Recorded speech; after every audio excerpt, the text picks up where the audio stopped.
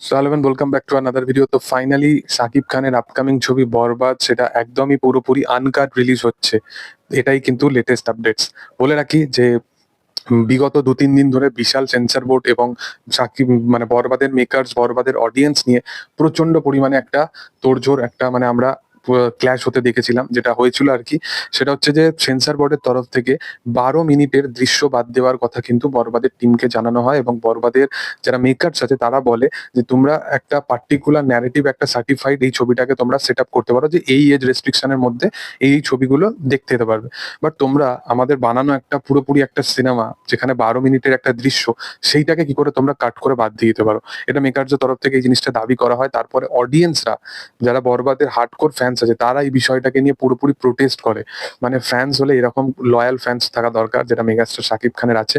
তো তারা পুরোপুরি এই জিনিসটাকে নিয়ে প্রোটেস্ট করে এবং ফাইনালি বরবাদ ইউ সার্টিফাইড একটা ছবি হয়ে দাঁড়ায় এবং বরবাদ আপকামিং দিনে কোনো কাট ছাড়া একদম আনকাট রিলিজ হবে বরবাদ সিনেমাটায়।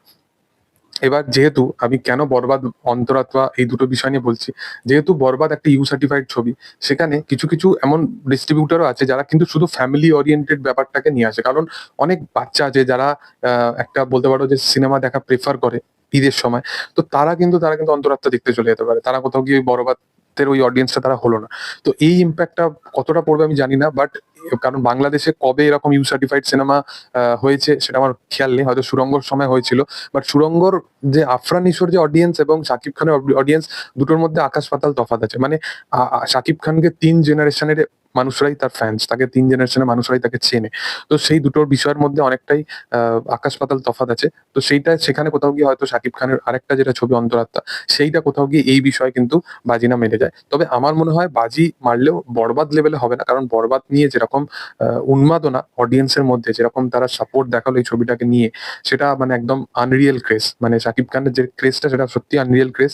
এবং তার সিনেমা, তাকে কোনো ইনভলভ হতে হতে হলো না, তাকে কোনো মানে এসে সেন্সর বোর্ডের সাথে কোনো লড়াইও করতে হলো না, কোনো কিছু নয়। প্রোডাকশন যিনি প্রডিউসার ছিলেন, যিনি নির্মাতা ছিলেন, তারা এসে পুরোপুরি প্রপার ভাবে কথা বলে এ করে এবং তার অডিয়েন্সরা পুরোপুরি সিনেমাটাকে নিজের সিনেমার মতো ভাবনা চিন্তা করে তারা এই বিষয় নিয়ে লড়াই করে এবং এরা জেতে। তো বরবাদ ফাইনালি আনকাট রিলিজ হচ্ছে, এটাই লেটেস্ট আপডেটস। এরপরে যদি আপকামিং দিনে কোনো আপডেট আসে সেটা তোমাদের সাথে অবশ্যই শেয়ার করবো।